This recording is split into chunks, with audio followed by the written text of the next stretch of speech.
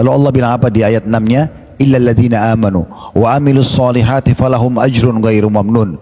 Kecuali orang yang beriman dan beramal saleh, maka mereka akan mendapatkan pahala yang tidak putus-putus. Apa kata ulama tafsir? Maksudnya di ayat 6 ini, orang yang sibuk beramal, memupuk imannya di masa mudanya, di masa tua pada saat dia sudah lemah, pahala ibadah masa mudanya tetap berjalan. Bismillah. Assalamualaikum warahmatullahi wabarakatuh. Alhamdulillah, tidak pernah lisan kita sebagai seorang muslim berhenti untuk selalu berzikir, bersyukur, mengingat, memuji dan memuja Allah subhanahu wa ta'ala. Siapapun yang selalu berzikir, memuji dan memuja Allah, maka dia termasuk hamba-hamba pilihan.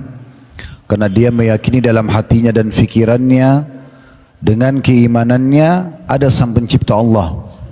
Dan susunan kata la ilaha illallah, la ma'buda bihaqqin illallah.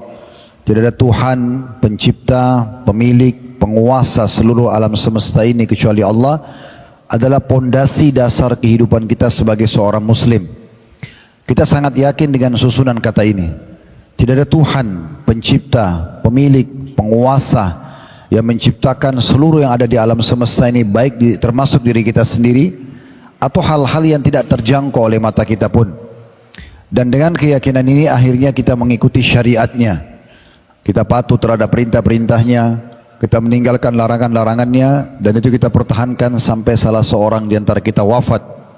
Dan saya yakin pada siang ini kita pun hadir pada kesempatan selepas sholat duhur di hari Ahad tanggal 3 Mei tahun 2026 ini. Itu semuanya karena Allah subhanahu wa ta'ala telah memilih kita, menggerakkan hati kita dengan keimanan agar kita bisa sholat bersama-sama di salah satu rumahnya, juga menghadiri majelis ilmu dengan tujuan agar kita benar-benar bisa mendalami agama Islam ini dan menerapkan dalam kehidupan kita. Dan ini tentu karena Allah memilih kita sekali lagi. Karena kalau seseorang tergerak fikirannya, hatinya, anggota tubuhnya untuk melaksanakan perintah Allah dan meninggalkan larangannya, berarti Allah telah memilihnya dan mencintainya. Selanjutnya kita panjatkan salam hormat kita kepada manusia yang telah Allah pilih dari sekian banyak manusia yang lainnya sebagai penutup risalah, pembawa risalah dari langit. Tidak ada lagi Nabi dan Rasul sesudahnya. Syariatnya paling sempurna.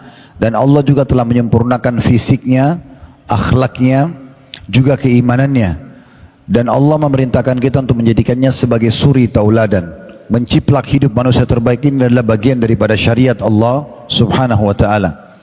Dan mengucapkan 1 kali salam hormat kepadanya dijadikan ibadah oleh Allah dan dibalas 10 kali salam dari Allah secara langsung, yang berarti Allah akan lipat gandakan balasan pahalanya, Allah akan gugurkan dosa-dosanya, Allah akan tinggikan derajatnya, dan Allah akan berikan solusi dalam masalah-masalah kehidupannya. Oleh karena itu setelah memuji Allah, alhamdulillah, sangat wajar kalau kita juga mengucapkan salawat dan taslim kepada Nabi besar Muhammad sallallahu alaihi wa ala alihi wa sahbihi wasallam. Sebelum kita mulai, kita menjalankan hadis Nabi sallallahu alaihi wasallam, man la yashkurun nas la yashkurullah.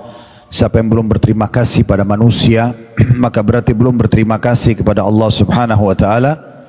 Kami pribadi berterima kasih kepada seluruh jajaran pemerintahan Kabupaten Goa, dimulai dari Bupati, Wakil Bupati, dan juga teman-teman dari Pemda, serta seluruh pengurus masjid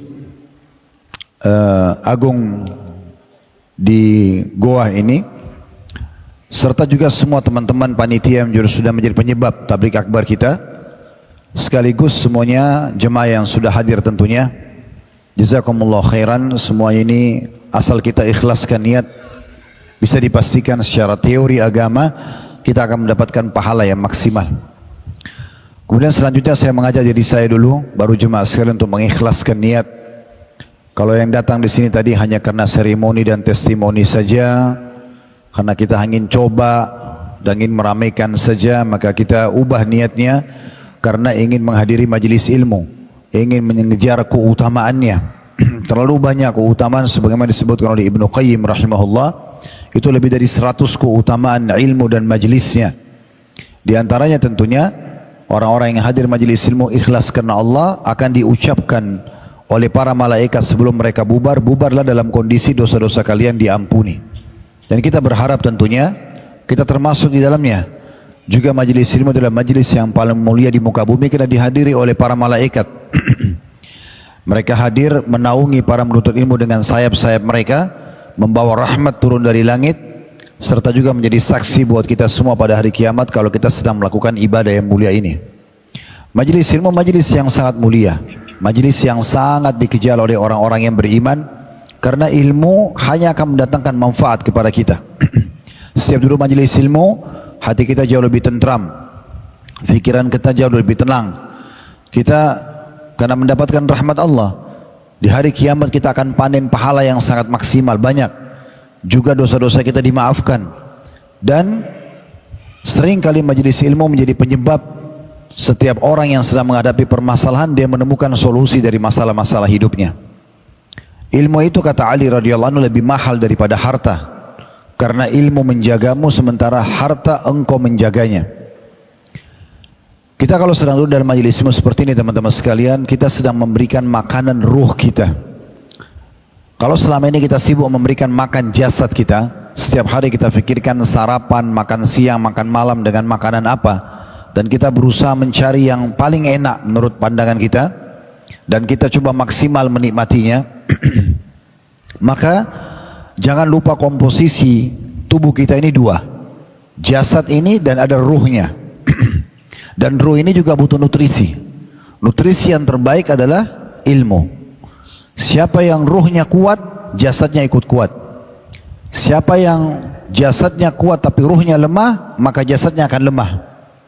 Berapa banyak orang yang tidak punya iman, ruhnya lemah, maka secara otomatis mereka juga lemah. Berapa banyak orang yang bunuh diri, sementara dia sudah sempurna secara fisik, memiliki harta yang melimpah, prestasi dunia tidak kurang, namun karena tidak punya iman, ruhnya sangat lemah, maka diakhiri dengan bunuh diri, diakhiri dengan pertengkaran, perkelahian, diakhiri dengan utang, terlilit utang yang banyak, diakhiri dengan mabuk-mabukan dan segala macam hal. Dan berapa banyak orang yang ruhnya kuat, dipenuhi dengan keimanan, maka dia pun akhirnya melalui hidupnya dengan sangat bahagia, sangat tentram, walaupun ekonominya biasa, hidupnya bahagia, orang sekitarnya juga nyaman berteman dengan dia, dan pada saat mereka meninggal pun dalam kondisi baik. Kesempatan ini teman-teman sekalian kita akan bahas tentang tema manisnya iman. Kalau ada di antara anda yang bergerak datang di masjid ini karena merasa saya mau ikut pengajian, saya mau sholat di masjid, saya ingin menambah iman saya ingin mendengarkan pesan Allah kepada saya apa saja, apa yang disyariatkan, apa yang diperintah, apa yang dilarang, maka berarti anda punya keimanan. Iman ini tidak ada kita bisa lihat wujudnya, tapi kita bisa rasa keberadaannya.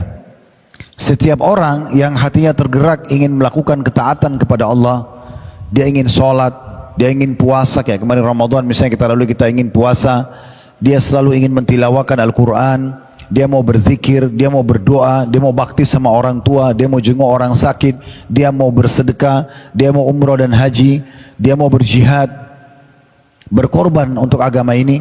Dia menjadikan akhirat sebagai target utamanya. Bagaimana dia masuk ke dalam surga, berarti dia punya keimanan. Sebaliknya, orang yang tidak peduli dengan perintah-perintah Allah, bahkan sibuk dengan kemaksiatan dan kelalaian, maka orang seperti ini tidak punya iman. Dan iman itu memang bertambah dengan ketaatan, berkurang dengan kemaksiatan. Itu adalah kaidah dasar dari pemahaman ahli sunnah wal jamaah. Kapan kita beramal saleh, seperti teman-teman sekarang duduk di majelis ilmu seperti ini, maka pastikan setelah bubar kita merasa iman kita bertambah. Kita lebih semangat ingin mengerjakan ketaatan Allah atau perintah kepada Allah, perintah Allah untuk taat kepadanya, dan kita juga lebih semangat dan lebih berhati-hati agar meninggalkan perbuatan dosa. Itu akan ada efeknya. Oleh karena itu orang imannya berbeda-beda, tergantung kadar amal solehnya. Makin kuat, makin semangat kita beramal soleh, makin kita paksakan diri kita dalam ketaatan, maka makin kuat iman tersebut. Dan tentu makin dekat berarti dengan sang pencipta Allah subhanahu wa ta'ala.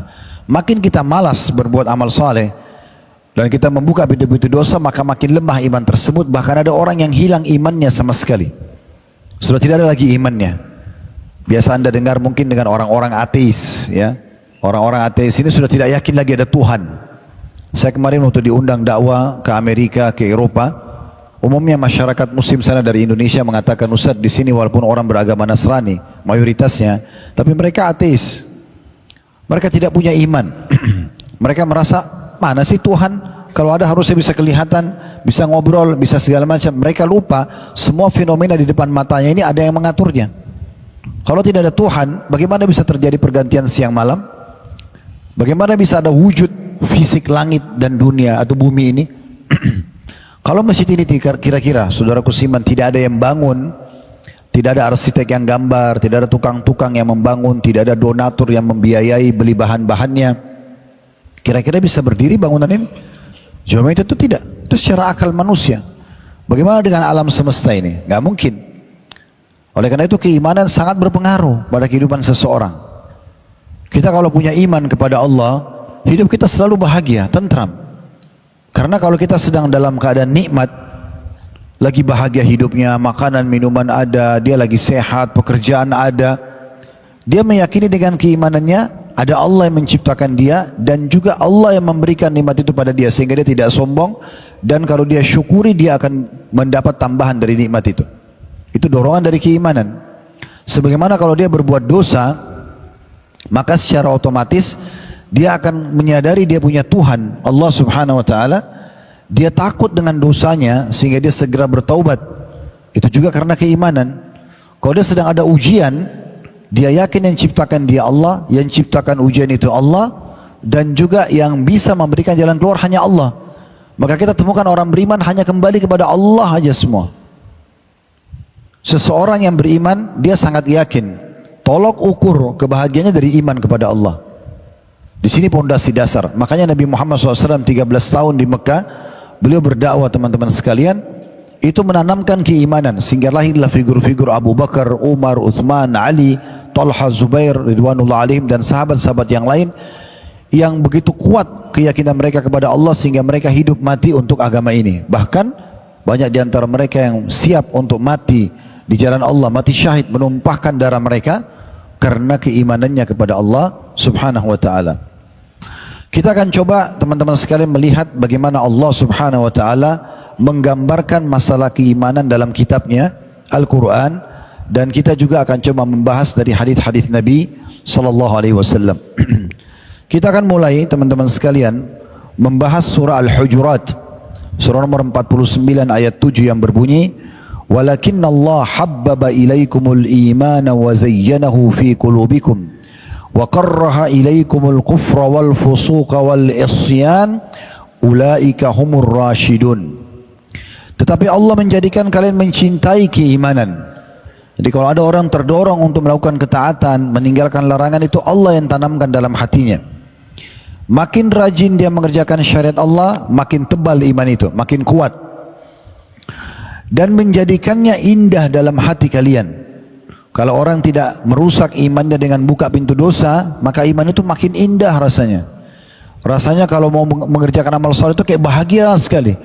Mungkin teman-teman tadi ada yang datang dari tempat yang jauh, mungkin naik motor, naik kendaraan, ada mungkin yang jalan kaki, mungkin ada yang pakai transportasi umum misalnya, mengeluarkan biaya. Bahkan ada mungkin yang dari luar kota yang datang, gitu ya. Saya sering kali kalau tablik akbar, kalau ditanya jemaahnya beragam sekali. Ada yang bahkan dari tempat yang sangat jauh. Yang mendorong mereka mau mengerjakan semua itu karena ada keimanannya. Dia menikmati perbuatan itu. Maka Allah yang menjadikan dan mencintakan iman itu dan menghiasi dalam hati kalian. Tapi kalau seseorang berbuat dosa, dia melakukan pelanggaran, maka iman itu akan mulai pudar. Makin dia kerjakan makin pudar. Maka lama tidak ada keinginan untuk beribadah kepada Allah. Hilang kenikmatannya. Bahkan yang muncul sebaliknya, kenikmatan dosa itu sendiri. Karena iman itu punya kenikmatan, dosa juga punya kenikmatan. Tapi tidak akan pernah bisa bertemu kedua kenikmatan ini. Ini seperti minyak sama air. Kalau anda nikmatin ibadah-ibadah anda, maka yang terasa manisnya adalah iman. Kalau anda menikmati dosa anda, maka yang terasa manisnya dosa itu. Dan kedua hal tidak bisa dipertemukan. Orang yang berzina, dia menikmati itu. Tapi dalam pelanggaran, sebagaimana orang menikah, biologis halal dia nikmatin. Orang yang memakan makanan haram, dia menikmatinya kalau dia tidak terbebani dengan, kalau saya itu larangan dari Allah. Tapi orang yang makan halal, dia menikmatinya, ya, dan dia merasa ini yang dibolehkan dalam agama, dan seterusnya. Lalu Allah mengatakan, orang yang beriman selain Allah, cintakan iman dalam hati dan Allah hiasi dalam hatinya, juga Allah akan menjadikan kalian benci, tidak menyukai kekafiran, kefasikan dan kemaksiatan. Berarti kalau kita mau tahu diri kita punya iman atau tidak, sudah tebal atau belum tebal, sudah kuat atau belum kuat, lihat kita masih suka dengan kekafiran enggak? Bela-bela orang-orang kafir, bela-bela keyakinan mereka, atau kefasikan. Fasikan itu maksiat secara umum, dosa. Mereka itulah orang-orang yang mendapatkan petunjuk. Kalau seseorang itu dia masih suka dengan kekafiran, kemaksiatan, berarti dia belum punya iman atau imannya masih sangat tepis.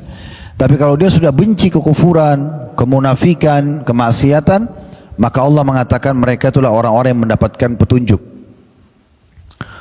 Demikian pula di dalam surah Ar-Ra'd, surah nomor 13 ayat 28, Allah berfirman, "Alladzina amanu wa tatma'innu qulubuhum bi dzikrillah, ala bi dzikrillah tatma'innul qulub."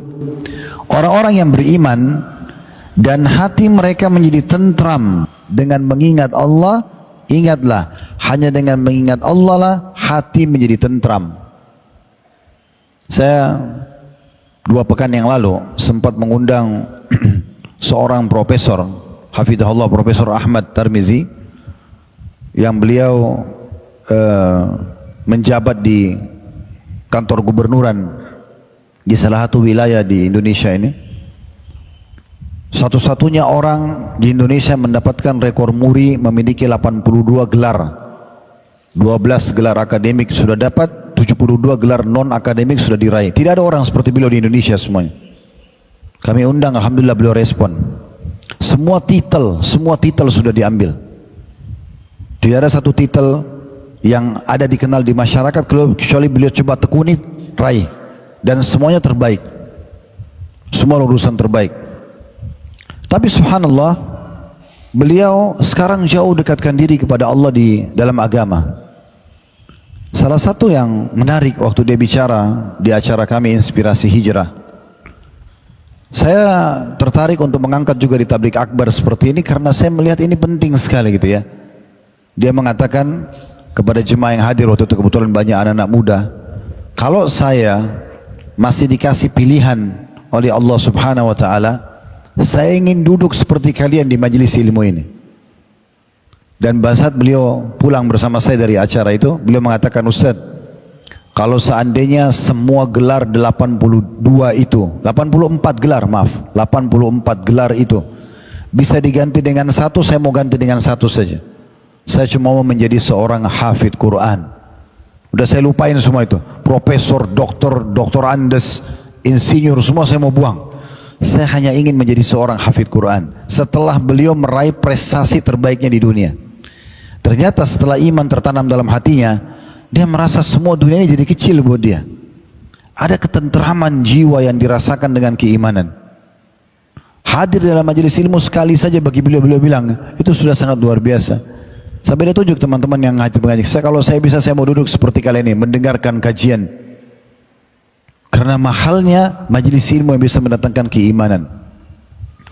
Jadi Allah memastikan ketentraman itu bukan di harta melimpah, bukan di makanan yang enak, minuman yang enak, pakaian yang mahal, yang bermerek, atau apa saja semuanya, perangkat-perangkat kita yang bermerek, market sekarang gitu ya. Kemudian apalah ya, jasad misalnya pun yang sempurna ya, olahragawan. Tetapi Allah mengatakan ketentraman jiwa, kebahagiaan itu ada pada zikrullah, mengingat Allah. Ingatlah, kata Allah, hanya mengingat Allah saja, beribadah dan tunduk kepadanya, itu adalah ya ketentraman. Kalau teman-teman sibuk beramal saleh, sibuk terus dari amal saleh, terutama bagi teman-teman generasi muda di sini. Saya kemarin subhanallah baru khutbah Jumat di kota Jakarta kemarin sebelum kami ke sini. Saya bahas sekarang khutbah Jumat saya sudah berapa bulan berjalan ini, judulnya serial iman. Dan saya coba dalam serial iman itu di antara yang kami bahas yang berpasang-pasangan. Beberapa bulan yang lalu saya bahas tentang masalah misal contoh syukur dan sabar, ya. Kemudian kita juga sudah bahas tentang masalah sakit dan sehat. Nah, kemarin kebetulan saya bahas tentang muda dan tua. Khutbah yang kemarin tentang muda, khutbah insya Allah bulan depan di pekan pertama jadwal saya khutbah di dekat kantor, itu kita bahas tentang masa tua. Ada yang menarik pada saat saya sedang susun khutbah itu, dinukil para ulama tafsir tentang perkataan salah berhubungan dengan tafsir surah At-Tin. Kita semua sudah tahu surah ini kan, kita hafal Wat-Tini Waz-Zaitun. Di ayat 4 dan sampai ayat 6-nya Allah bilang begini, kita sudah hafal tentunya ya. Laqad khalaqnal insana fi ahsani taqwim. Sesungguhnya kami sudah ciptakan manusia dalam keadaan sangat sempurna. Saya juga dulu berpikir waktu awal-awal saya baca ayat ini, oh Allah menciptakan fisiknya sempurna, manusia lebih baik daripada hewan, tumbuh-tumbuhan, karena dikasih akal makanya dibebankan syariat. Itu juga tidak salah maknanya. Tapi ternyata perkataan ulama berbeda. Mereka menafsirkan seperti perkataan Ikrimah rahimahullah, salah satu ulama tabi'in, yang dimaksud dengan kami telah ciptakan manusia fi ahsani taqwim, dalam keadaan yang paling baik, maksudnya adalah masa muda yang masih kuat dan energik, kreatif, inovatif, digunakan untuk ketaatan kepada Allah. Ayat 5-nya, thumma radadnahu asfala safilin. Lalu kami akan kembalikan dia dalam keadaan yang menghinakan. Mungkin kalau anda fahami secara global, anda pikir oh mungkin dia masuk neraka kalau dia berbuat dosa. Itu juga tidak salah maknanya. Tapi ternyata Ibnu Abbas mengatakan maksudnya, dan kami kembalikan dalam keadaan hina, dia ke dalam keadaan hina dalam masa tua renta, yang matanya sudah rabun, sendi-sendinya sudah lemah, gitu kan. Terus sudah fisiknya, gerak-geriknya pun sudah sangat lamban. Itu dimaksud. Jadi kami sudah ciptakan manusia di masa muda, energik, supaya dia produktif, melakukan ketaatan-ketaatan, memupuk iman dia, dan dia nanti akan kami kembalikan di masa tua yang sulit untuk beribadah. Sudah tidak bisa lagi selincah dan seleluasa kalau masih muda. Lalu Allah bilang apa di ayat 6-nya? Illal ladzina amanu wa amilus solihati falahum ajrun ghairu mamnun. Kecuali orang yang beriman dan beramal saleh, maka mereka akan mendapatkan pahala yang tidak putus-putus. Apa kata ulama tafsir? Maksudnya di ayat 6 ini, orang yang sibuk beramal, memupuk imannya di masa mudanya, di masa tua pada saat dia sudah lemah, pahala ibadah masa mudanya tetap berjalan. Contoh misalnya, Anda masih muda kayak sekarang, ada anak muda sini hadir misalnya, Anda sering puasa Senin Kamis, Anda biasa sholat berjamaah di masjid, Anda misalnya suka hadir dalam majelis ilmu, baca Quran, anggaplah di aplikasi handphone, ada aplikasi Quran di handphone misalnya, di masa muda Anda ikuti semua dengan itu. Pada saat sudah tua, mulai lemah, sakit, stroke, gak bisa lagi. Nah, karena masa muda kita isi dengan amal soleh dan keimanan, maka pahalanya terus jalan. Itu yang dimaksud dengan illal ladzina amanu wa amilus solihati falahum ajrun ghairu mamnun. Kecuali orang yang beriman dan beramal soleh, maka mereka punya pahala yang tidak terputus-putus. Maksudnya di masa tuanya tetap pahalanya jalan, walaupun dia sudah tidak mampu kerjakan, ada uzurnya, maka pahalanya berjalan karena dia sudah mempunyai di masa muda. Jadi keimanan itu luar biasa teman-teman sekalian. Memang harus kita pupuk dan kita jaga, ya. Dan hanya kita yang bisa menentukan iman itu bisa bertahan, bertambah atau tidak. Orang kalau punya iman yang kuat, maka yang muncul paling pertama rasa cintanya kepada Allah. Walaupun Allah tidak kita bisa lihat zatnya yang maha mulia, karena memang Allah merahasiakannya. Kita akan melihat Allah nanti pertama kali di surga, ya, di akhirat sana. Dan itu akan menjadi nikmat terbesar di surga. Tidak asing bagi kita tentunya, ini juga pernah kami sampaikan di tablik akbar sebelumnya. Bagaimana Nabi SAW bersabda, kalau ahli surga sudah masuk ke dalam surga, semua yang di neraka, yang lewat neraka dulu orang-orang beriman akan masuk surga juga, gitu ya. Sudah tidak ada lagi di neraka kecuali orang-orang yang kekal, orang kafir, orang musyrik, orang munafik, ya, kekal. Lalu Allah berfirman kepada ahli surga, apakah kalian sudah puas dengan apa yang aku berikan? Mereka serentak semua berkata, dan semoga kita termasuk insyaAllah di antara mereka. Maka mereka akan berkata, kami mau nikmat apa lagi ya Allah? Setelah Engkau selamatkan kami dari neraka dan memasukkan kami ke dalam surga. Lalu Allah Azza wa Jalla mengangkat hijabnya, pemisah antara dia dengan hamba-hambanya. Maka pertama kali ahli surga melihat zatnya Allah yang mulia. Maka pada saat itu semua ahli surga serentak mengatakan, ya Allah, tidak ada nikmat mengalahkan melihat wajahmu yang mulia. Lalu Allah pun setiap hari memperlihatkan zatnya yang mulia sebagai nikmat terbesar di surga. Jadi orang musyrik, orang munafik, orang kafir tidak akan pernah lihat Allah selamanya, karena inilah nikmat terbesar, nikmat terbesar. Jadi walaupun kita tidak lihat Allah subhanahu wa ta'ala, kita punya rasa cinta kepadanya karena kita menjalankan syariat. Jadi kita selalu, kalau ada yang mau mencoreng nama baiknya agama Allah, kita bela. Ada yang mencoreng nama baik Rasulullah SAW, kita bela. Ada yang menghina Al-Quran, kita bela. Ada perasaan itu muncul. Kalau ada perintah azan hayya 'alas shalah, kita segera mau mengerjakan salat. Ada perintah apa saja depan mata kita, kita ingin kerjakan. Ada larangan, di saat syaitan berusaha menggoda kita agar kita terjerumus, kita berusaha menjaganya. Kita berusaha menjaga, kita tidak mau terjerumus dalam perbuatan tersebut. Nah itu kenapa? Karena rasa cinta kita kepada Allah sudah muncul. Karena kita sudah memulai berbuat amal-amal soleh itu. Makanya Allah katakan dalam surah Al-Baqarah, surah nomor 2 ayat 165, walladzina amanu asyaddu hubban lillah. Dan orang-orang yang beriman jauh, ya, atau sangat besar cintanya kepada Allah. Muncul perasaan itu. Muncul perasaan ini yang Allah munculkan sehingga kita selalu merasa sangat dekat dengan Allah subhanahu wa ta'ala. Begitu juga dalam surah Az-Zumar, Allah gambarkan salah satu tanda-tanda rasa cinta kepada Allah subhanahu wa ta'ala, tunduknya anggota tubuh ini. Kita jadi betul-betul merasa mendengarkan ayat, mendengarkan azan, ya, atau mendengarkan nasihat-nasihat, misalnya ceramah seperti ini, kita merasa seperti orang yang merinding kadang-kadang kalau dengarkan tentang surga dan berharap masuk dalamnya. Kita ketakutan, gemetar karena mendengar masalah neraka, ya, masalah siksa kubur, sehingga kita berhati-hati, kita bubar lalu kita lebih taat kepada Allah dan kita menjauhi, mengerjakan perintah, meninggalkan larangan. Ini yang Allah tanamkan setelah rasa cinta kepada Allah muncul. Allah kekalkan dalam surah Az-Zumar, surah nomor 39 ayat 23. Ya. Allahu nazzala ahsanal hadithi kitaban mutasyabihan mathani taqsha'irru minhu juludul ladina yakhshawna rabbahum thumma talinu juludum wa qulubuhum ila dzikrillah. Al-ayat artinya Allah telah menurunkan perkataan yang paling baik, yaitu Al-Quran, yang serupa ayat-ayatnya lagi terulang-ulang.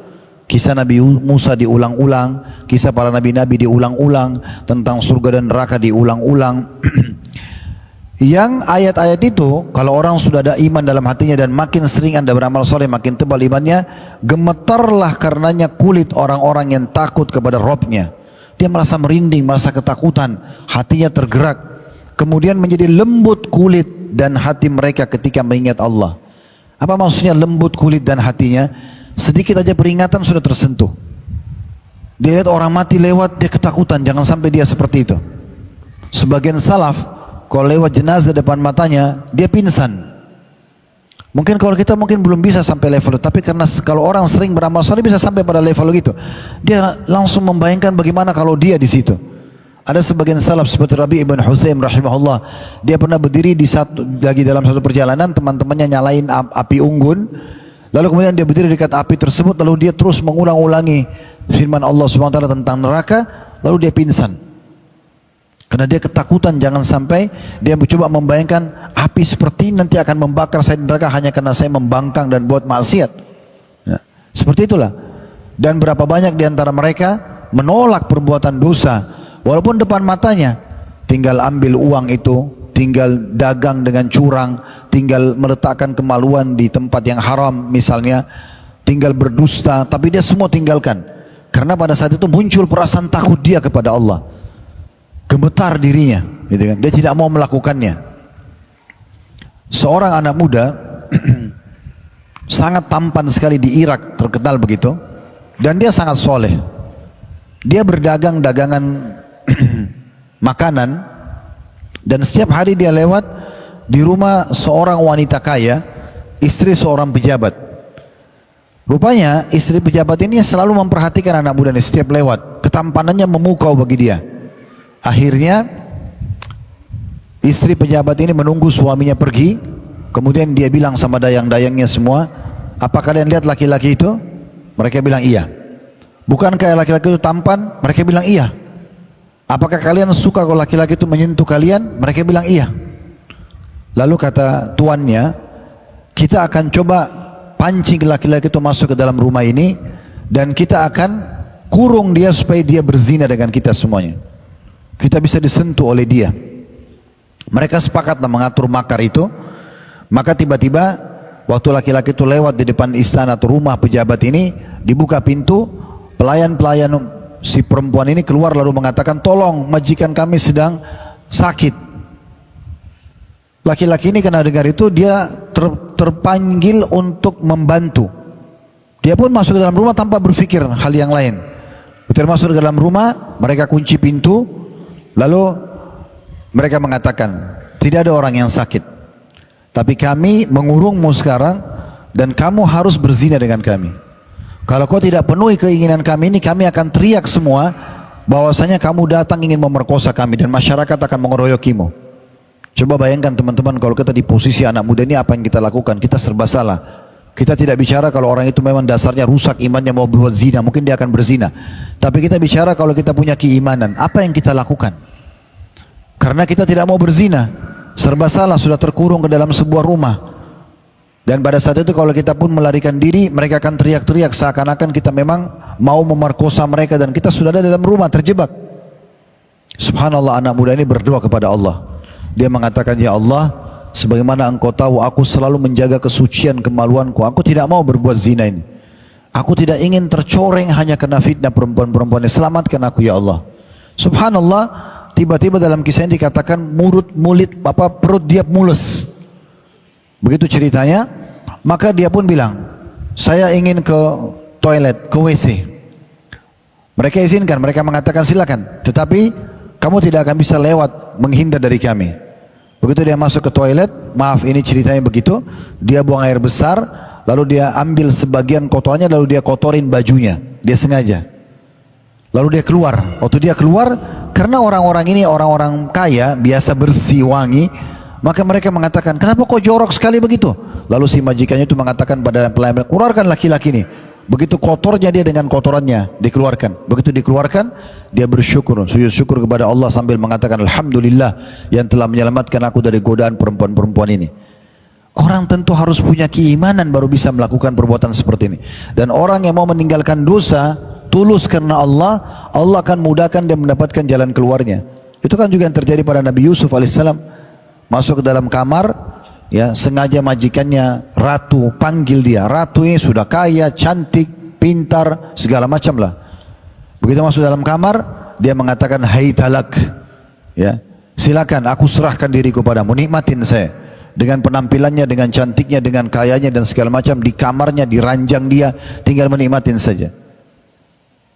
Tapi Nabi Yusuf alaihissalam kena punya keimanan mengatakan, ma'adallah, gak mungkin, ini Allah akan marah. Maka ringkas kita belum berusaha melarikan diri, menyelamatkan diri. Nanti insya Allah di hari Sabtu depan akan ada tablik akbar di Blok M Square seperti biasa di Sabtu kedua serial Nabi, dan kita akan bahas Nabi Yusuf AS. Lebih banyak kami bahas tentang tafsir surah Yusuf. Teman-teman di Sulawesi Selatan ini kalau tidak bisa hadirkan bisa online, ya. Ingat selalu Sabtu kedua habis duhur waktu Jakarta sampai asar itu kita ada tablik akbar serial Nabi. Alhamdulillah sudah selesai sampai Nabi Ishak dan Yakub pada bulan yang lalu. Nanti ini yang kita bahas di bulan pekan kedua Mei, Nabi Yusuf alaihissalam. Dan insya Allah kita terus lanjut sampai Nabi Isa alaihissalam. Nabi Muhammad SAW sudah ada serialnya tentunya, tapi saya mungkin akan coba memikirkan apa akan lanjutkan, diulangi lagi atau tidak Nabi Muhammad SAW. Baru kemudian kita lanjutkan lagi serial sahabat. Tapi intinya Nabi Yusuf alaihissalam menghindar, berusaha menghindar Sampai akhirnya perempuan ini melewatin sebuah patung yang dia kultus, dianggap seperti Tuhannya. Lalu dia tutup dengan kain karena dia merasa malu dengan Tuhannya yang patung itu, karena dia mau berbuat zina sama Yusuf. Maka Yusuf mengatakan, Maha suci Allah, engkau malu dengan benda mati dan engkau tidak malu sama Allah. Maka Nabi Yusuf melarikan diri sampai dekat pintu. Karena tetap diikuti hawa nafsunya, dia tarik baju Nabi Yusuf, dirobek sama dia. Ya, sampai robek dari belakang. Begitu tiba di pintu dibuka, ternyata suaminya ada depan pintu. Dan saking besarnya makar tipu daya perempuan ini, dia mengatakan apa? Apa balasan bagi orang yang mau mengganggu dan memerkosa istrimu, kecuali disiksa atau penjara. Subhanallah, ada salah satu orang di kerajaan itu, Allah jadikan berbicara. Sebagian ahli tafsir mengatakan anak masih kecil, baru bisa ngomong. Ya, sebagian juga mengatakan memang adalah orang terpercaya di istana itu. Lalu berkata, kita lihat saja. Kalau bajunya Yusuf robek dari depan, berarti dia yang mengganggu. Karena perempuan ini berusaha menyelamatkan diri. Tapi kalau robek dari belakang, berarti perempuan ini yang dusta dan Yusuf yang benar. Waktu dia ternyata bagian belakang baju Yusuf yang robek.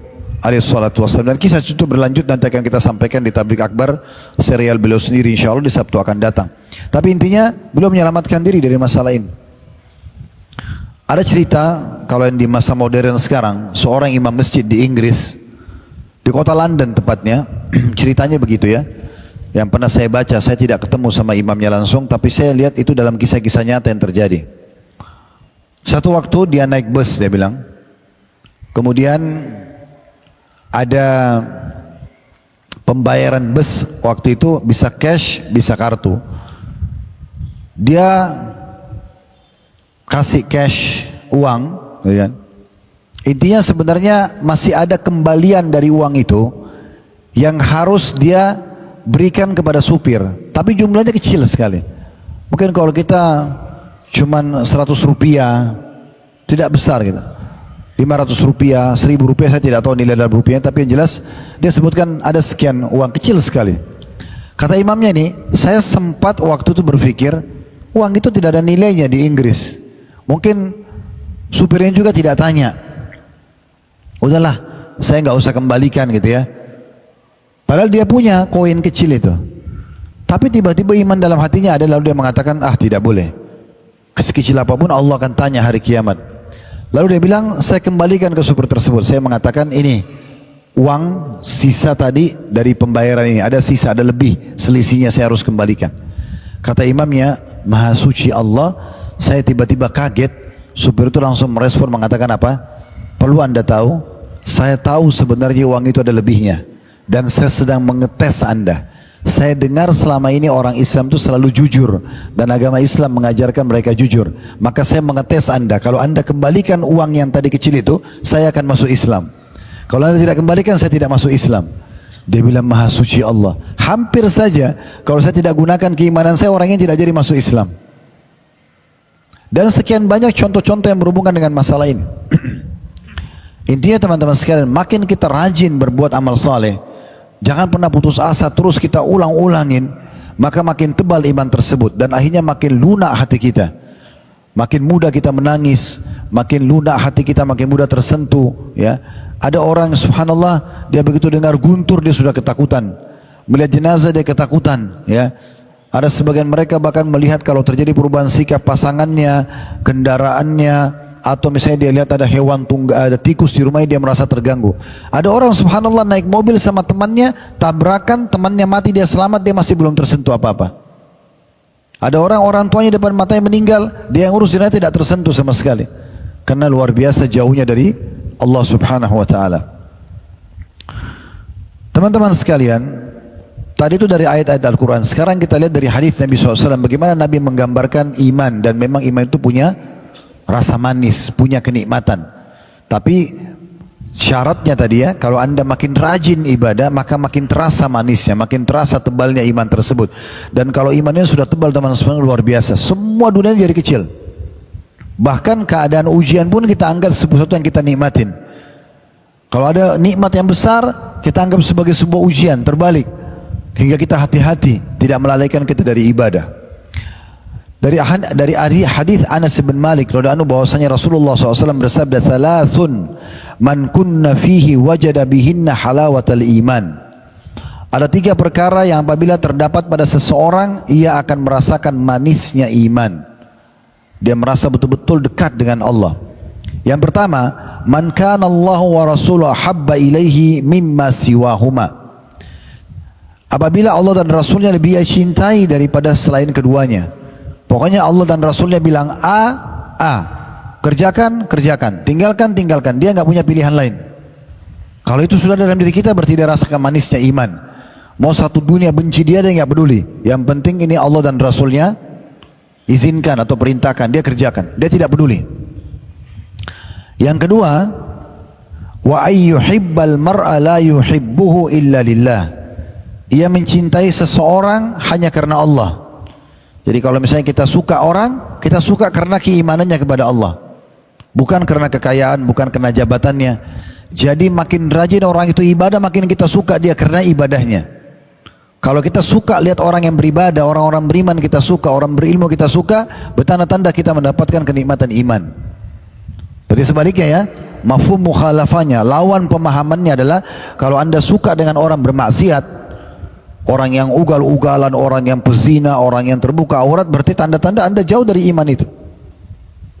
Setiap kita isi kajian seperti ini teman-teman dan anda hadiri, tujuannya adalah mulai hari ini ke depan kita nggak bicara masa lalu. Kalau yang lalu-lalu ada kelalaian, semoga Allah maafkan. Tapi usahakan setiap hadir kajian, bubar, anda berubah menjadi lebih baik. Itu yang penting. Kemudian yang ketiga, wa ayyakraha ayyauda fil kufri ba'da an ankadahu Allahu min kama yakrahu an yugdhafa finnar. Yaitu orang yang merasakan kenikmatan iman, ia benci kembali kepada kekufuran setelah Allah menyelamatkannya darinya, sebagaimana ia benci untuk dilemparkan ke dalam api neraka. Hadis Bukhari Muslim. Jadi ada orang tadinya non muslim masuk Islam, maka dia tidak mau lagi kembali kepada kekafirannya selamanya. Dia tidak mau lagi. Maka orang ini berarti merasakan keimanan. Ini hadis yang pertama. Hadis yang kedua mirip-mirip dengan ini, hadis Abdullah bin Muawiyah Al-Ghadiri radhiyallahu anhu bahwasanya Rasulullah SAW bersabda, "Thalathun man fa'alahunna faqad ta'ima ta'mal iman." Ada 3 perkara, barang siapa yang melakukannya maka ia telah merasakan manisnya iman. Man abadallaha wahdahu wa annahu la ilaha illallah. Barang siapa yang beribadah kepada Allah semata, tidak ada kesyirikan. Semua ibadahnya, ketundukannya hanya kepada Allah Subhanahu wa taala, dan meyakini bahwasanya tidak ada sesembahan yang berhak disembah selain Allah. Enggak lagi yakin ada patung, ada jimat, ada pohon, ada kuburan, ada dewa-dewa, ada bintang-bintang, enggak ada. Pokoknya la ilaha illallah. Ini golongan pertama yang akan merasakan nikmatnya iman, karena semua urusannya kembali kepada Allah. Nikmat dari Allah hanya Allah bisa tambah. Ujian dari Allah hanya Allah bisa jalan keluar, berikan jalan keluar. Yang kedua, wa'ata zakata malihi tayyibatan biha nafsu rafidatan alaihi fi kulli am. Menunaikan zakat hartanya dengan jiwa yang lapang setiap tahun. Selalu dia hitung zakatnya. Oh ya, ini sudah tiba masa haulnya, dihitung, dikeluarkan sama dia. Dan itu karena dia bukan terpaksa, karena jiwanya. Yang ketiga, walam yu'til haramata walad darina. Ini masih sambungannya, maaf. Dia tidak memberikan yang tua, rusak, sakit, ya. Walal marida, walal syartal laimah, dan juga bukan yang buruk. Walakin min wasati amwalihim.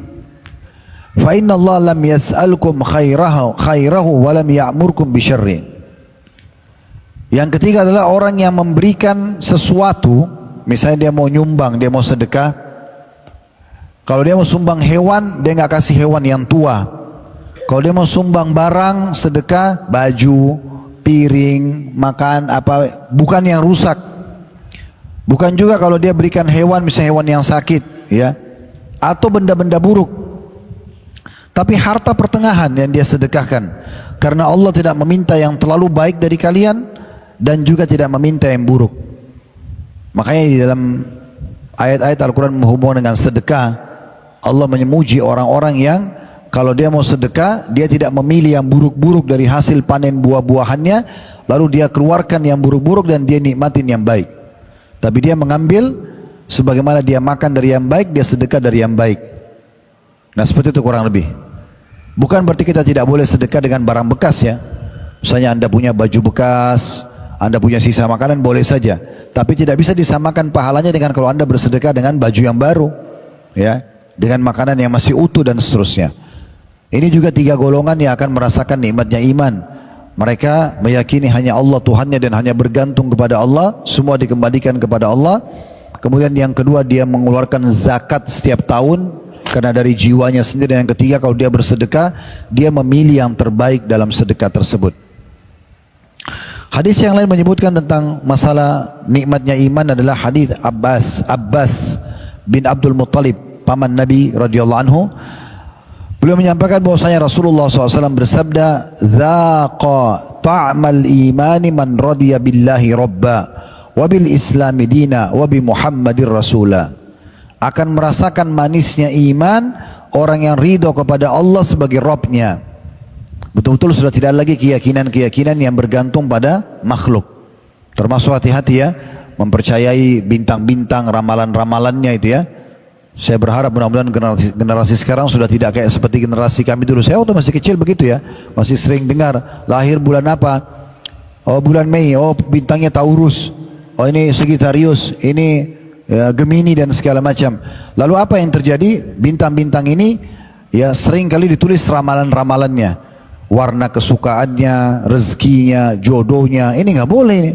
Percaya ramalan, bisa syirik kepada Allah SWT. Nggak ada. Rezeki sudah Allah tentukan. Kita ikhtiar, selebihnya tawakal kepada Allah. Selesai. Jadi akan merasakan iman orang yang ridha Allah sebagai Tuhannya, memurnikan tauhid kepada Allah dan meyakini juga Islam sebagai agamanya, nggak ragu-ragu lagi. Sampai pernah Umar bin Khattab, teman-teman sekalian, di masa Nabi SAW pernah bawa kitab Taurat. Dia pegang, sebagian ahli kitab Yahudi kasih ke dia. Waktu Nabi lihat Umar pegang, Nabi marah sallallahu alaihi wasallam. Kurang lebih maknanya beliau mengatakan, "Hei Umar, apakah kalian masih membenarkan atau mendustakan apa yang dikatakan oleh mereka? Sementara sudah, demi Allah, aku telah datang membawa agama ini lebih terang daripada cahaya siang hari, cahaya matahari di siang hari. Tidak perlu sama sekali membutuhkan rujukan-rujukan kitab-kitab yang lain. Sudah agama ini saya tidak butuh agama yang lain. Tidak perlu kita cari pembenaran untuk agama-agama yang lain. Tidak usah kita bilang, oh di agama itu juga ada benarnya. Enggak, bukan urusan kita itu. Ya, karena kalau kita nilai sesuatu yang baik dari sebuah agama, itu karena agama kita anggap itu baik. Kemudian, dan Muhammad sebagai utusan Allah. Dia mengikuti ajaran Nabi SAW. Kemudian dalam hadis yang lain, hadis Hudzaifah radhiyallahu anhu, beliau mengatakan Rasulullah SAW bersabda, "An-nadratu sahmin min sihami iblisi masmuma." Ketahuilah pandangan yang haram, lihat sesuatu yang dilarang oleh Allah, adalah panah beracun dari panah-panah iblis. Sekali kita lihat, tertarik, maka akan terus iblis menanamkan dalam memori kita untuk kita ulang-ulangi. Lalu kata Nabi SAW, "Faman tarakaha min khaufillahi athabahu Allah imanan yajidu halawatahu fi qalbi." Barang siapa yang meninggalkan yang tadi pandangan haram itu karena takut kepada Allah, maka Allah akan memberinya iman yang ia rasakan manisnya dalam hatinya. Dalam riwayat lain, siapa yang menurunkan pandangannya dari yang haram, Allah akan tanamkan iman dalam hatinya sampai hari kiamat. Hadis yang lain teman-teman sekalian, kalau tadi hadis itu diriwayatkan oleh Hakim dan disahihkan oleh beliau. Hadis Abu Hurairah selanjutnya radhiyallahu anhu bahwasanya Rasulullah SAW bersabda, "Man sarrahu an yajida ta'amal iman, falyuhibbal mar'a la yuhibbu illa lillahi azza wajal." Barang siapa ingin merasakan manisnya iman, maka hendaklah ia mencintai seseorang, tidak mencintainya kecuali karena Allah. Suami cinta pada istri karena keimanan istrinya. Istri cinta sama suaminya karena keimanan suaminya. Kita mencintai teman kita, atasan kita karena keimanannya kepada Allah SWT. Kalau sudah itu yang kita lakukan, kita mencintai orang, memuliakan, menghormati dia karena keimanannya, berarti kita sendiri juga sudah merasakan keimanan. Orang-orang beriman akan membentuk karakter. Orang yang beriman ini, makin kuat iman kita, makin terbentuk karakter kita. Makin jujur, makin amanah, makin santun, makin dermawan. Itu semua karena keimanannya. Makanya Nabi SAW mengatakan dalam hadits Abu Hurairah radhiyallahu anhu, akmalul mu'minina imanan ahsanum khuluqa. Orang mukmin yang paling sempurna imannya adalah orang yang paling baik akhlaknya. Bisa dua makna. Bisa makin baik akhlak, imannya juga bertambah karena akhlak bagian daripada amal soleh. Atau memang orang yang beriman, makna lainnya itu adalah orang yang paling baik akhlaknya. Jadi kalau mau jadi tolok ukur, maka kita akan lihat akhlaknya, ya. Akhlak itu makin baik maka makin kuat imannya. Atau orang-orang beriman pasti baik akhlaknya. Kalau ada yang bilang, Ustaz, ada orang hafid Quran tapi dia buat kesalahan, ini berarti dia rusak akhlaknya. Tidak bisa kita anggap hafid Qurannya menjadi tolak ukur, atau imam masjidnya jadi tolak ukur. Walaupun dia cuma di pinggir jalan, maaf ya, tukang bersih jalanan, tapi dia jaga ibadahnya kepada Allah tetap lebih baik secara keimanan, gitu kan. Kemudian juga sabda Nabi SAW selanjutnya riwayat Tirmidzi, Ahmad dan Ibnu Hibban dari hadits Abu Hurairah radhiyallahu anhu, al-haya'u minal iman wal imanu fil jannah. Rasa malu itu salah satu karakter yang muncul adalah rasa malu. Malu kepada Allah, malu berbuat haram, malu kalau ketinggalan ibadah, malu pada manusia karena nanti dia rusak nama baiknya misalnya, itu bagian daripada keimanan. Wal imanu fil jannah, dan iman pasti akan masuk ke dalam surga. Maksud iman akan membawa ke dalam surga. Wal badza'u minal jafa, sedangkan perbuatan keji berasal dari sifat keras, ya. Wal jafa'u finnar, dan sifat keras itu adalah mengantar ke neraka. Artinya, ya, orang beriman itu akan baik sekali. Dia akan pemalu, dia akan santun, dia akan ramah, karakternya terbentuk. Orang yang tidak beriman, munafik, orang musyrik, ini kasar, keras, ya. Seperti itulah kurang lebih. Berarti keimanan itu akan melahirkan karakter yang baik. Sekarang kita lihat perkataan salaf berhubungan dengan masalah manisnya iman, ya. Umar bin Khattab radhiyallahu anhu seringkali berkata kepada teman-temannya, halummu nazdad imana. Mari kita menambah iman kita. Lalu mereka pun berzikir kepada Allah Subhanahu wa taala. Tentu di sini bukan zikir rame-rame. Kemudian juga Muadz bin Jabal berkata kepada seseorang radhiyallahu anhu, ijlis bina nu'min nazkurullah. Duduklah bersama kami, kita beriman, yakni menambah iman dengan berzikir kepada Allah. Sebagian raja-raja dulu muslimin, terutama di masa kerajaan Umayyah, raja-rajanya umumnya dinukil kisah begitu ya. Mereka paling suka kalau datang ke sebuah tempat, apakah itu di istananya atau datang ke sebuah tempat itu ya, mereka selalu mengatakan, coba cari mana di antara ulama-ulama, kalau ada di antara sahabat masih hidup mereka panggil, kalau sahabat tidak ada misalnya karangan tabi'in, coba panggil mereka untuk menambah iman kami, untuk melunakkan hati kami. Dipanggillah para ulama datang lalu memberikan nasihat. Kadang-kadang mereka menangis rame-rame setelah mendengarkan cerita itu. Kadang-kadang mereka jadi semangat untuk beribadah. Kadang-kadang mereka bertobat dari kesalahan karena duduk dengan para ahli ibadah, ya, yang memberikan nasihat kepada mereka. Sebagian sahabat dan tabi'in kalau ketemu mereka mengatakan, ta'al nu'minu sa'ah, ayo kita tambah iman kita sesaat.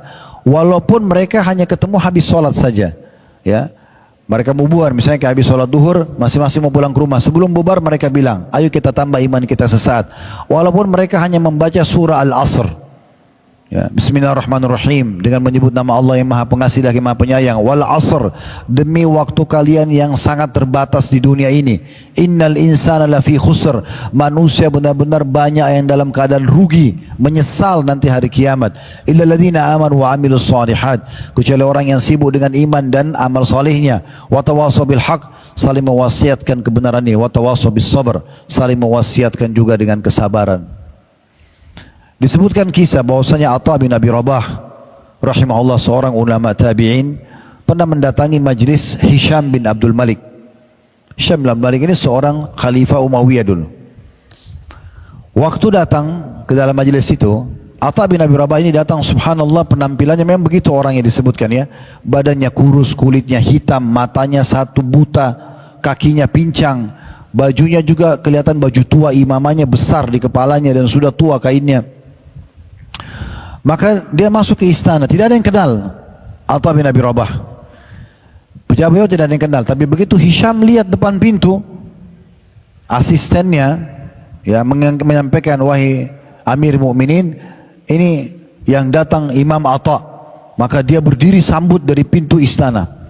Orang-orang semua lihat siapa orang ini. Kakinya pincang, bajunya biasa, matanya satu buta, badannya kurus, kulit hitam. Waktu itu orang wanita itu di masa itu ya, rata-rata budak gitu. Dan memang Atha bin Abi Rabah ini mantan budak dibebasin oleh majikannya di Mekah. Ringkas cerita, dipandu terus sampai ke sebelah singgasananya, singgasana Hisham. Lalu Hisham dalam menarik mengatakan, ada pesan apa? Wahai ayahnya Muhammad, julukannya Atha Aba Muhammad. Apa ada apa wahai ayahnya Muhammad? Karena anak pertama laki-laki namanya Muhammad. Maka beliau menyampaikanlah tentang hajat-hajat muslimin.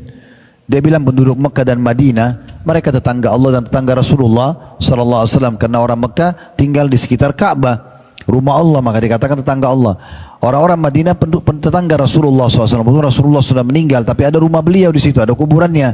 Beliau bilang tetangga Rasulullah. Terlambat pemberian tahunan mereka, maka berikanlah. Kemudian dikeluarkanlah. Kata Hisham, keluarkanlah. Ya, kata Hisham, keluarkanlah. Kemudian Hisham berkata lagi, ada apa lagi wahai ayahnya Muhammad? Maka kata Atha, mujahidin di perbatasan negara yang menjaga muslimin, menjaga agama Islam dan menjaga kekuasaan kalian, terlambat gaji mereka. Keluarga-keluarga mereka mengeluh dan sampai kepada saya, berikan hak mereka. Maka kata Hisham kepada sekretarisnya, dipanggil Gulam, catat semua itu, berikan segera. Dan banyak hal-hal lain disampaikan. Terakhir setelah disampaikan berapa hajat begitu muslimin, dan subhanallah Atha tidak menyampaikan satu pun dari hajat dia pribadi. Pada saat terakhir sebelum pulang, berkata Hisham, ada lagi enggak? Lalu kata Atha, ada Amir Mukminin. Tadinya dia duduk di singgasana, raja dia berdiri, lalu dia tunjuk Hisham, dia mengatakan, wahai Amir Mukminin, sesungguhnya Anda diciptakan sendirian, lahir di muka bumi sendirian. Anda hidup dan beramal itu adalah ide Anda pribadi. Anda sendiri yang melakukannya, baik atau buruk. Anda juga nanti meninggal sendirian dan Anda akan dihisap sendirian. Ketahuilah wahai Amir Mukminin, tidak ada manfaatnya semua orang-orang di sekitar Anda ini dan harta dan jabatan Anda ini.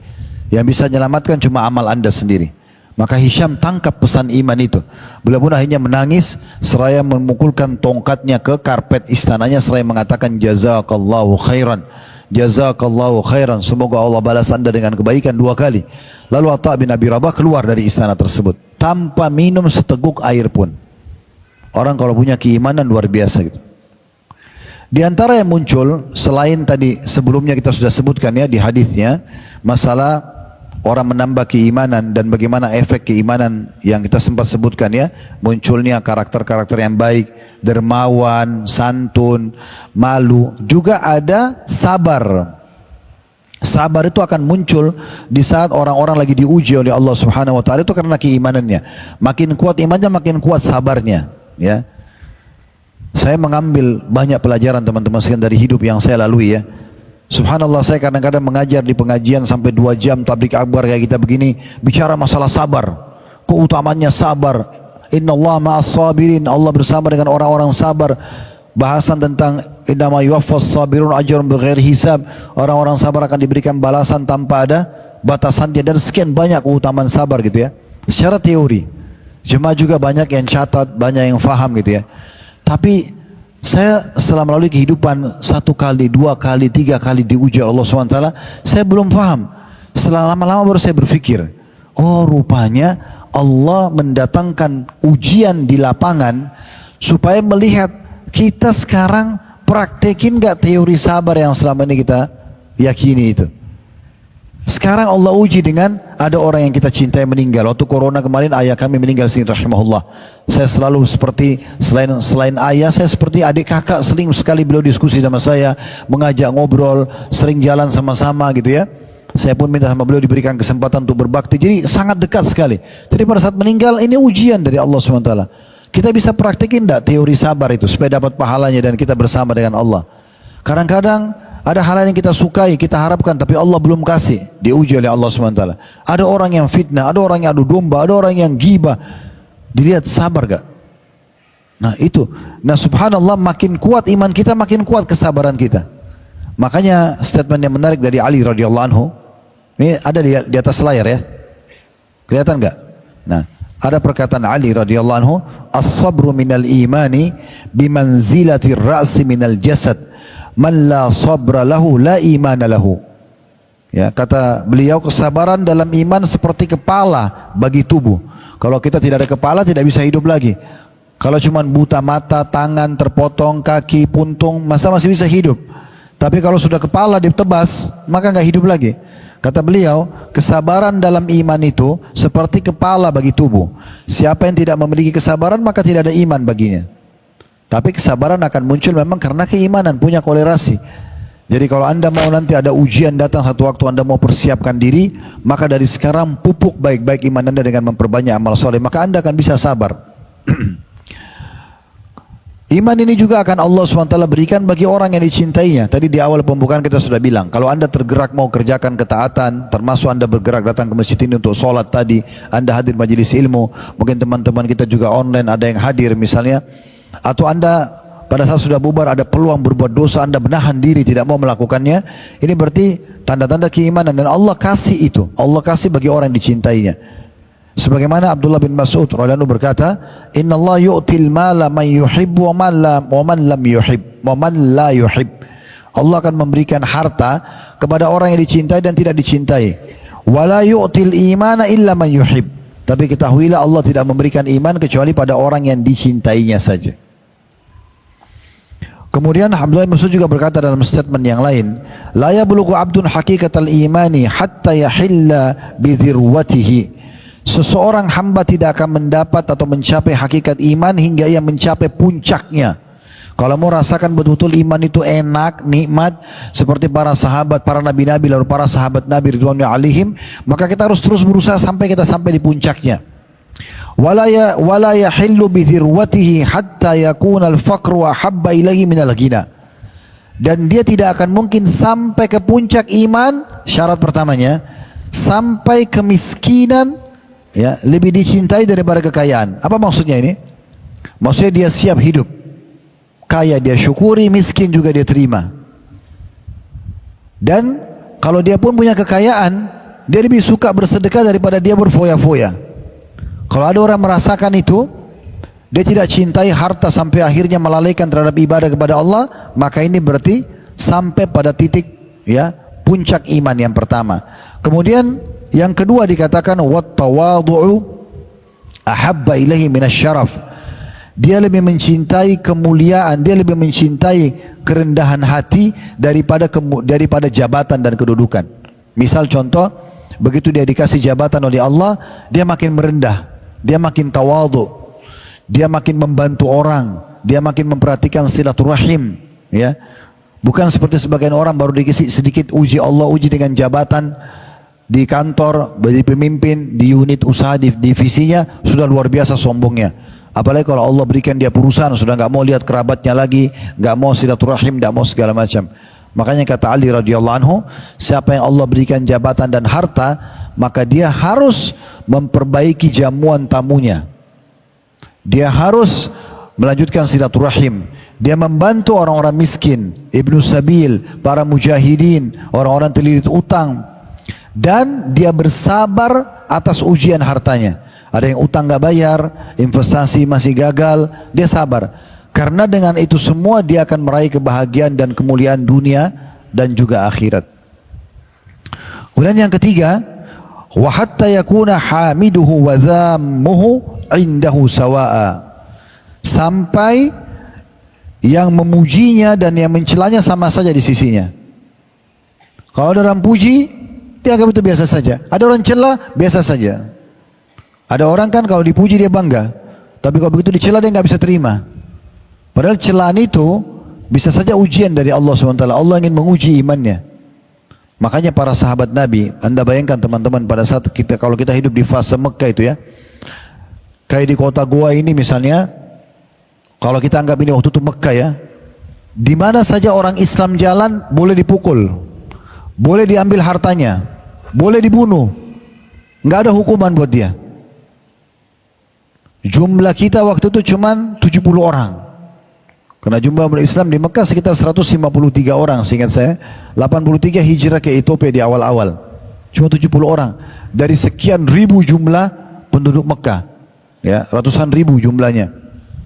Jadi luar biasa susahnya. Tiap hari kalau kita jalan di Mekah dulu di fase-fase awal Islam, kita temukan di rumah sana ada orang Islam lagi digebukin, yang ini lagi ditendang, yang itu lagi disiksa, ya. Ini Bilal ditaruh batu panas, yang ini Khabbab dirobek bagian belakang punggungnya, yang ini Sumayyah ditusuk perutnya oleh Abu Jahal dan suami Yasir dibunuh. Jadi pemandangan itu biasa. Mereka teriak-teriak, ada yang dibunuh, tidak ada sama sekali orang yang bisa bantu. Subhanallah, ada beberapa wanita muslimah di masa itu, waktu orang-orang Quraisy bilang begini, kami berhenti siksa kalian ini bukan karena kasihan, tapi karena kami sudah bosan, besok kami akan kembali siksa juga kalian. Apa jawaban wanita ini? Walaupun tidak disebutkan namanya dalam riwayat ini, ya, dalam buku-buku sejarah, dia cuma katakan, sesungguhnya Allah yang menggerakkan kalian untuk menguji iman kami. Gak mudah itu teman-teman sekalian. Misalnya ada yang gosipin kita, lalu kita anggap itu Allah lagi uji saya melalui dia. Dengan itu saya dapat pahala sabar. Itu nggak gampang itu, ya. Ada orang utang nggak bayar, kita tagih ya, tapi kita mengatakan Allah sedang uji saya melalui orang ini. Dan itu berarti kita berhusnuzan kepada Allah, ya. Allah tahu kok Allah uji ini, Allah akan berikan jalan keluarnya. Nah itu yang dimaksud di sini. Sampai yang memujinya sama yang mengganggunya pun dianggap sama bagi dia. Begitu juga hadits Ibnu Abbas radhiyallahu anhu, beliau mengatakan, man ahabba fillah, siapa yang mencintai karena Allah, wa abghada fillah, dan dia membenci karena Allah,